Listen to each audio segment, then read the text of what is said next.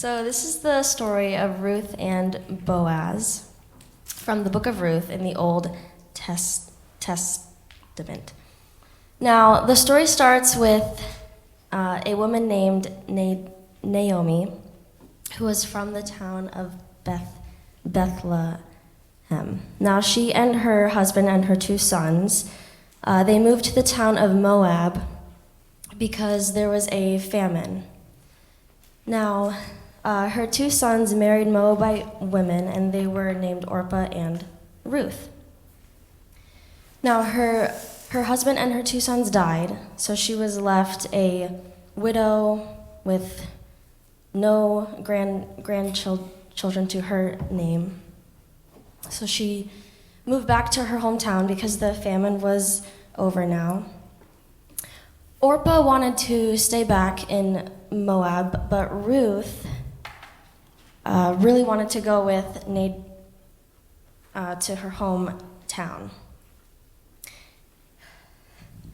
It says in Ruth chapter 1, verse 16, Ruth says, "Don't urge me to leave you or to turn back from you. Where you go, I will go, and where you stay, I will stay.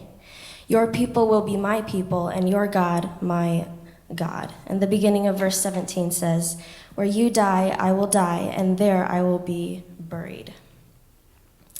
Now, once they were back in Naomi's hometown, Ruth worked in a barley field of one of Naomi's relatives, Boaz. Now, Boaz took notice of Ruth and put her under special care.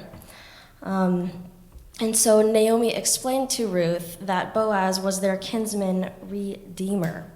Now, that can be defined as a relative who, at his own expense, pays off the debts of another.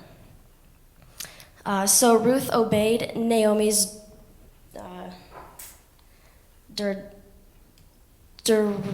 direction that led to marrying Boaz. Now, once Boaz and Ruth were married, they had a son named Obed.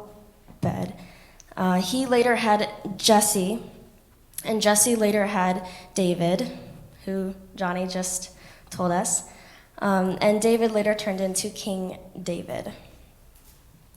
Now, that lineage leads all the way to Jesus, who was actually born in the same town.